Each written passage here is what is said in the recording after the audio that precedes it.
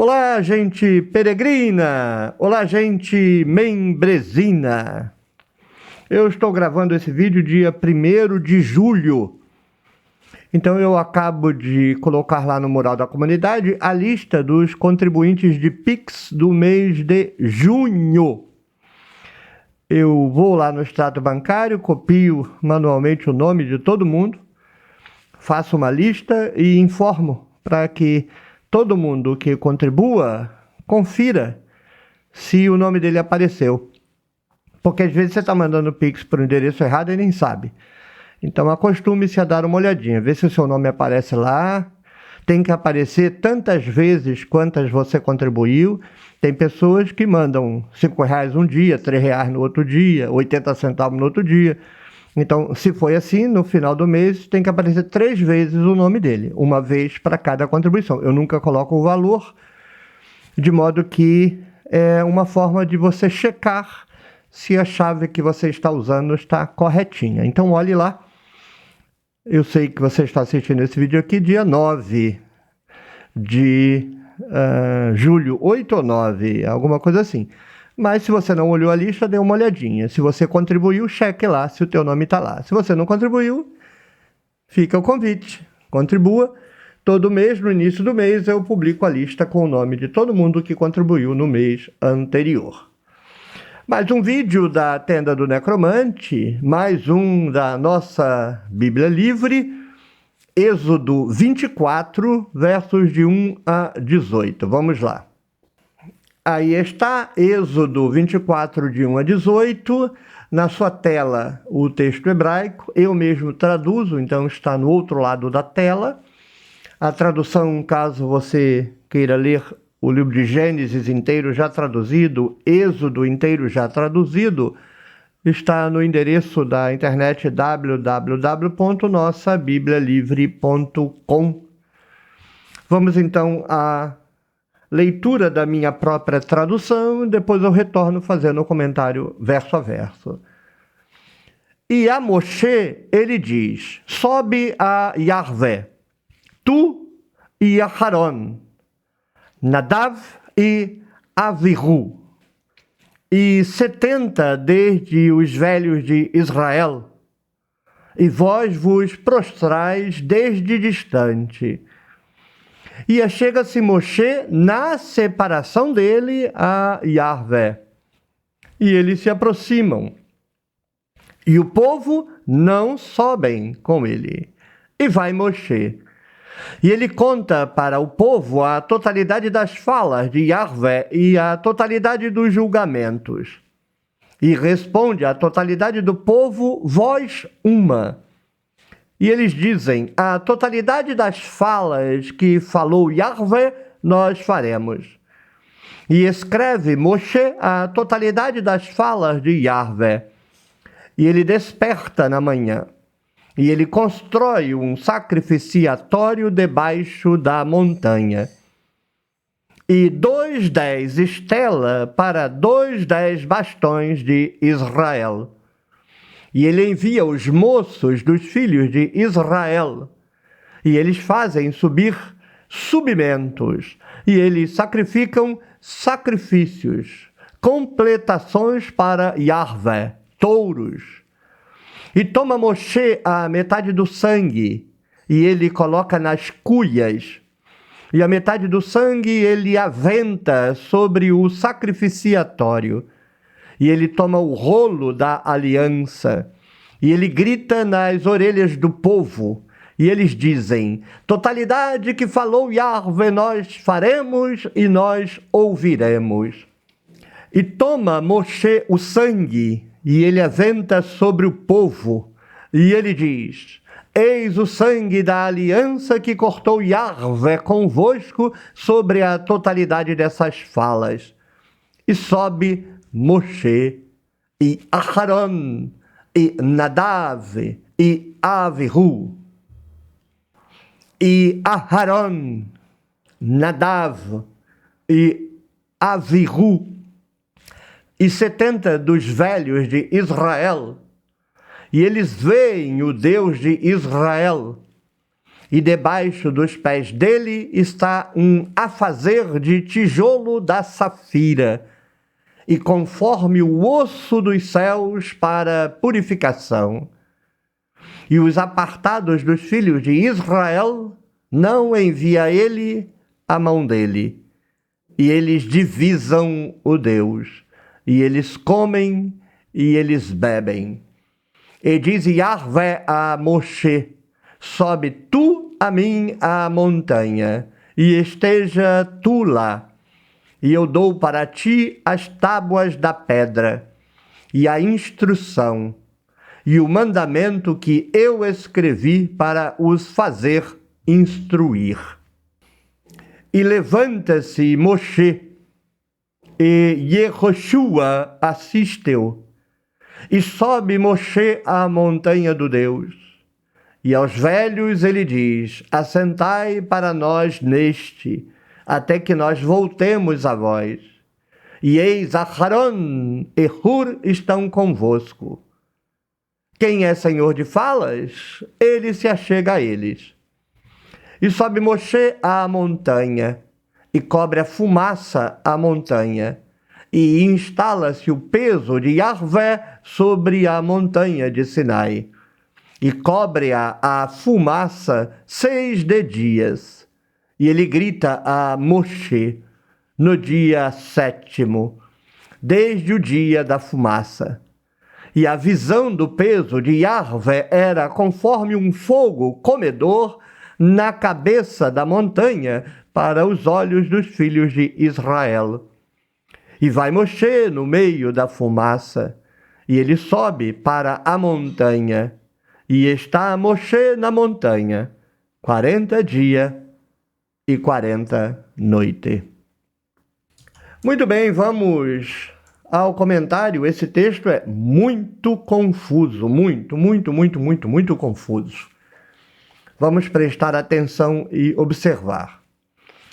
Primeiro, começa dizendo que Moshe ouve que Yahvé manda que ele suba. Sobe a Yahvé. Quem? Tu, Aharon, Nadav, Avihu e 70 dos velhos. Então começa dizendo que quem vai subir é uma montoeira de gente. Mas aí já tem uma expressão: vós vos prostrais distante. Peraí, se vai subir, como é que se prostra distante? E quem se achega na separação dele, sozinho, a Yahvé, é Moshe. Eles, os outros, não se aproximam. O povo não vai subir com ele, só Moshe. Aí aparentemente ele sobe, porque o texto diz: vai Moshe, sozinho. E conta depois, ou seja, ele vai, então volta, tudo o que Yahvé teria dito. E o povo então responde para ele, que eles vão fazer tudo o que Yahvé falou. Aí Moshe escreve as falas de Yahvé. Moshe, verso 4. E escreve Moshe a totalidade das falas de Yahvé. Moshe escreve. Aí no dia seguinte ele acorda, faz um sacrificiatório ao pé da montanha, e ele manda levantar 12 estelas, cada uma para os bastões de Israel. A palavra que se traduz como tribo é a mesma que se traduz como bastão, e na minha tradução eu traduzo sempre com uma única palavra, não importa o contexto dela. Se é a mesma palavra em hebraico, então é a mesma palavra em língua portuguesa. Então, bastão. É uma sinédoque, né? Cada líder da tribo carrega o seu bastão, então o bastão pelo líder da tribo, o líder da tribo pela tribo, o bastão pela tribo. Uma sinédoque. Então ele constrói um sacrificiatório, um altar, 12 estelas para os 12 bastões, para as 12 tribos de Israel. E aí ele envia os moços, esses moços fazem subir subimentos, fazem subir sacrifícios e completações. Isso já pressupõe toda a organização de Levítico, todos os tipos de sacrifícios, que virão também mais à frente aí em detalhe no próprio livro de Êxodo. É um texto claramente adentrado no período pós-exílico. São sacrificados touros. Moisés toma metade do sangue, joga nas cuias, e a outra metade ele salpica, borrifa, isso que significa aventa, sobre o altar. Então ele toma o rolo que ele escreveu, vejam, aí é rolo, aí é um rolo. Nesse texto, Moisés escreve um rolo, que ele chama o rolo da aliança. Então ele grita nas orelhas do povo e o povo diz, nós vamos fazer isso aí. Está escrito aí, a gente vai fazer. E aí Moisés toma o sangue, joga sobre o povo. Ou seja, eles têm noção zero de risco sanitário, né? Pega sangue do boi, joga em cima de todo mundo. A doença que tiver ali, as pessoas respiram, cai na boca, cai no olho. E Yahvé não entende nada de sanitarismo, nada, absolutamente nada. É um absurdo. E aí Moisés fala, eis o sangue da aliança que cortou Yahvé. Então vocês não podem descumprir o que está escrito no rolo, porque senão o sangue de vocês vai ser derramado como o sangue do touro. Isso significa espargir o sangue sobre as pessoas, né? Aí não tem nada, nenhuma relação nesse rito aí com matar o bicho pelo pecado do povo. É aquele ritual de imprecação. Você cumpriu um pacto comigo, você assinou um tratado, a gente mata esse bicho aqui e se um de nós dois quebrar o acordo, a gente morre. Aí o texto continua, mas vejam, e Aharon, Nadav, Avihu e 70 dos velhos de Israel veem o Deus de Israel. Peraí, o que está acontecendo aqui? Muito simples. Todo o pedaço que diz, vocês vão se prostrar longe, Moisés sobe sozinho, até aí é acréscimo. O texto original é o verso 1 que pula para o verso 9, que seria assim, e a Moshe ele diz, sobe a Yahvé, tu, Aharon, Nadav, Abihu e 70 desde os velhos de Israel. E Aharon, Nadav e Avihu e 70 dos velhos de Israel, eles veem o Deus de Israel. É uma narrativa mais antiga, não é uma narrativa que pressupõe já as invencionices imbecilizantes dos sacerdotes do templo de Jerusalém. Ninguém pode ver Deus, ninguém se aproxime, só o gostosão, as coxas dele, o abdômen dele, os tríceps e o costureiro dele. Vocês vão ficar longe, vocês fiquem longe, seu povo fedido. Aí não. Aí não vai o povo todo, porque também não caberia na montanha, mas vai 70 velhos. 70 velhos, Avihu, Nadav, Aharon, Moisés, sabe todo mundo, né? Aquela panelinha da cúpula da classe dominante. O resto fica lá embaixo, mas não vai Moisés sozinho. Mais tarde, alguém vai lá e nada de tira essa velharia daí, tira Aharon, tira Nadav, tira Avihu, só Moisés. Então esse texto aí, os dois são invencionices, não se engane. Nada disso aconteceu jamais. Mas uma invencionice, uma mentira é... Yahvé falou, sobe Moisés, Aharon, Nadav, Avihu e 70 velharia. E eles viram... Moisés, Aharon, Nadav, Avihu e 70 velharia viram o Deus de Israel. Isso é mentira. Mas era a mentira que existia. Aí a mentira nova é, tá, foi o pessoal, Nadav, Avihu, Aharon, Moshe, 70 velharia, mas eles pararam no pé do monte, não subiram, Moisés subiu sozinho. Isso é uma acréscimo. E não é a única contradição, nós vamos ver mais contradições aí. E debaixo do pé de Yahvé que eles estão vendo, tem lá uma obra de tijolo de safira que parece, isso aí conforme o osso dos céus para purificação, dá a impressão que é uma referência à Via Láctea, né? Dá a impressão que parece alguém usando a Via Láctea, que é considerado o osso, assim, a espinha dorsal da tenda, da cúpula do céu, e imaginando então Yahvé de pé sobre a cúpula, o ecúmeno, que é a raquia, a criação de Judá.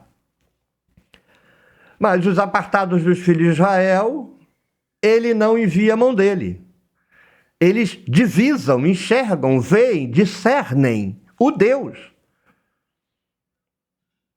É um texto, uma clara contradição em relação ao texto anterior, que diz que só Moisés vai, né?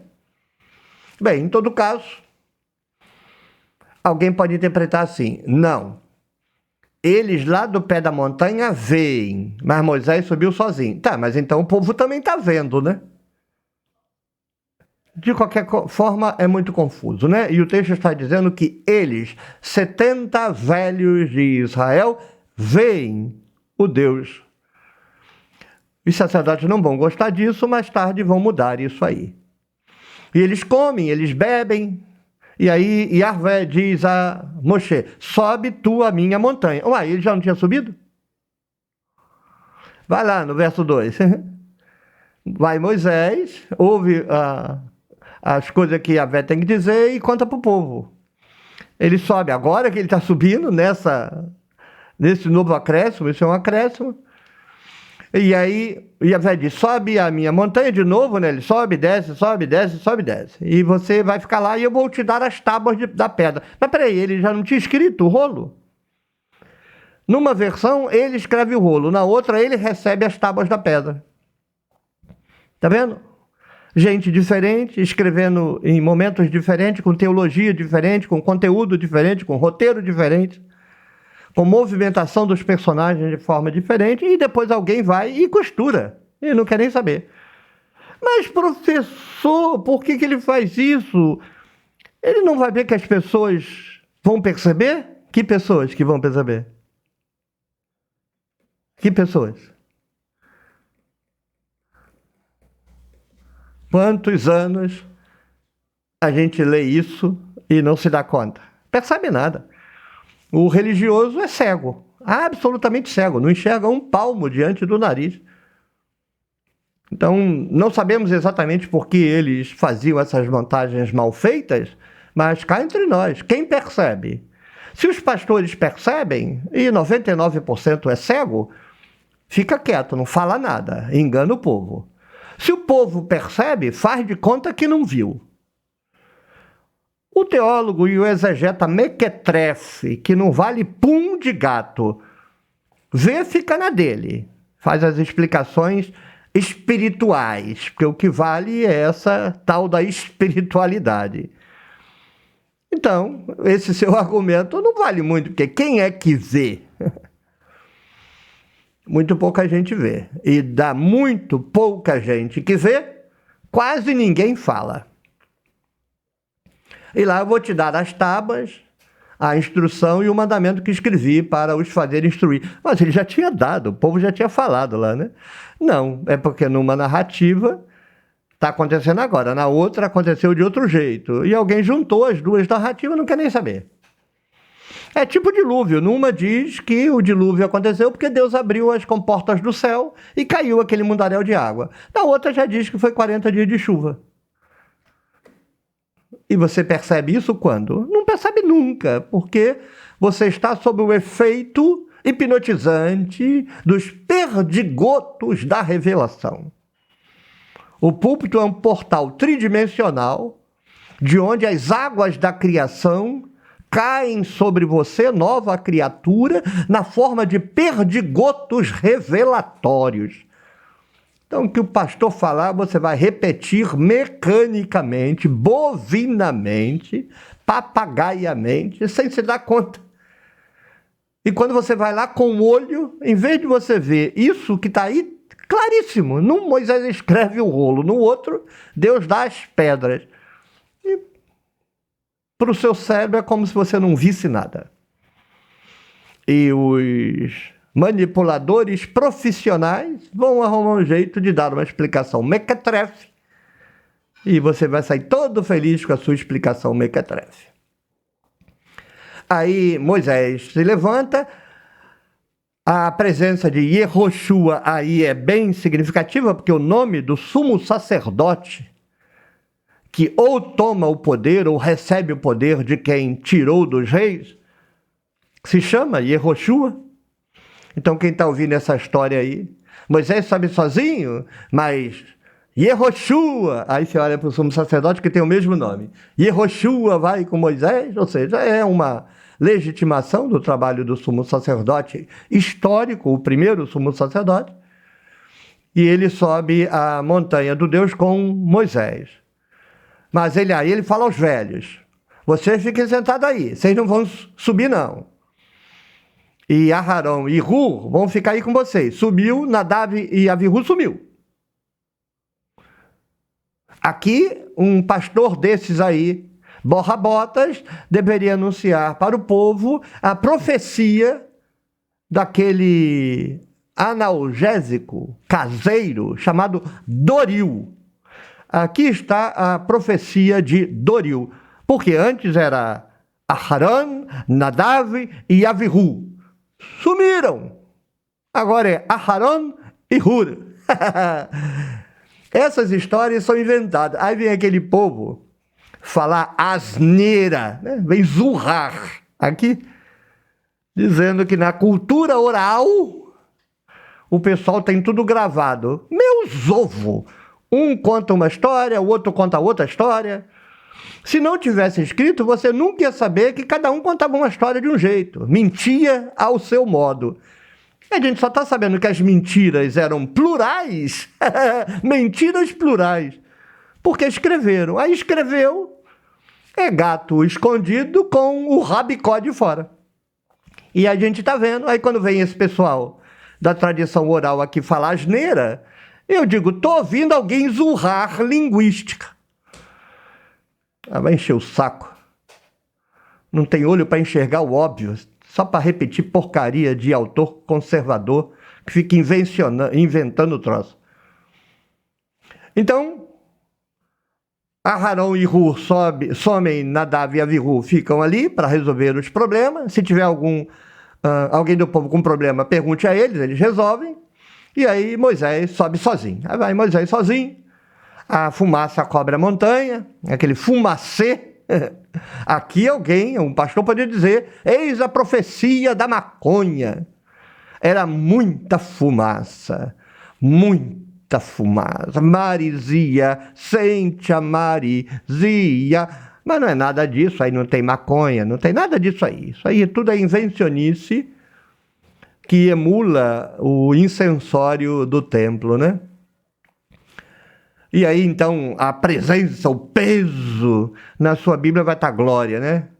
O peso de Yahvé cobre a montanha de Sinai e fica lá 6 dias, né? E aí, Yahvé grita para Moshe, no dia 7º, lá do meio do fumacê. E diz o texto que a visão do peso de Yahvé era como um fogo comedor na cabeça da montanha, né? Repetindo a visão que a gente viu anteriormente, o que sugere que estamos diante da mesma mão, da mesma tradição pelo menos. E aí entra Moshe no meio da fumaça, isso aí é uma alegoria retroprojetada no mundo mitológico da entrada do sumo sacerdote no Santo dos Santos. O templo é a montanha da revelação de Deus e o Santo dos Santos é a fumaça nigérrima dentro da qual Yahvé está sozinho e Moisés entra. E ele sobe para a montanha e ele está na montanha, fica lá 40 dias e 40 noites. Deve ter comido maná e codorna que ele guardou no bolso. Mas peraí, o maná apodrece no dia seguinte. Sei lá, deve ter comido fumaça. Bem, se a pessoa lê esse texto não se dá conta de que é uma montagem de tradições escritas em diferentes momentos, eu diria a primeira, onde parte do povo vê a divindade, não do povo da velharia, mas Aharon, Nadav, Avihu, acho que é ou a tradição recém-chegada do cativeiro babilônico, uma tradição monárquica, ou é já a tradição sacerdotal, mas antes do golpe, né? antes deles decidirem inventar regras sacerdotais que inaugurassem o que será o judaísmo, o cristianismo e o islamismo que nós conhecemos, né? O parto está aí, a patifaria sacerdotal do Templo de Jerusalém. Esse comecinho em que não é só Moisés, que é o chegadão, tem lá 70 chegadões e mais Aharon, mais Nadav, mais Avihu, o negócio era assim, meio hierarquicamente democrático. Pode ser a primeira geração monárquica, não sei, não apostaria, mas então tem que ser o início da tradição sacerdotal, quando ainda não haviam sentado, conversado e decidido dar o golpe. Se você gostou, clique no joinha, deixe o seu comentário. Pode ser um elogio, uma crítica educada, uma pergunta, um cumprimento, um simples engajamento. Compartilhe o vídeo com a sua rede de contatos. Ingresse no clube de membros, faça uma assinatura mensal do canal. O valor menor é baratinho, R$ 7,99, R$ 8. O YouTube fica com 30%, então desses R$ 8 aí o canal recebe uns R$ 6, 5 e uns quebradinho. Então, se torne membro. Pode ser um valor maior. Você pode ser trilheiro, mas pode ser explorador, mochileiro, beduíno, argonauta. Torne-se membro. O valor é muito importante, óbvio. Quem dera que todo membro fosse argonauta. Mas tornar-se membro, nesse momento, é o que importa. Então, se você tem condições, torne-se membro. Se você tem condições, torne-se membro como explorador. Se você tem boas condições, torne-se membro como mochileiro. Se você está numa situação muito boa, torne-se membro como beduíno. E se você está numa situação mais do que boa, torne-se argonauta. Óbvio, só se você tiver condições. E apoie o meu projeto de tradução da Bíblia. Você está vendo como é fundamental a tradução. Compare essa tradução com a sua. Sem a tradução bem feita, nós não poderíamos estar fazendo essas avaliações, porque a gente nem saberia se o que está traduzido corresponde ao que está em hebraico. Então é fundamental, e eu dependo de seu apoio, porque como vovó dizia, depois de Bel, vovó é a pessoa mais mencionada nesta tenda, vovó dizia, saco vazio não para em pé. Então eu preciso do seu apoio na tradução da Bíblia e na tenda do necromante. Aí o saco não fica vazio, eu fico de pé e trabalho feito um burro. Mas eu gosto. Tchau, tchau, até o próximo vídeo, até a próxima rodada de café.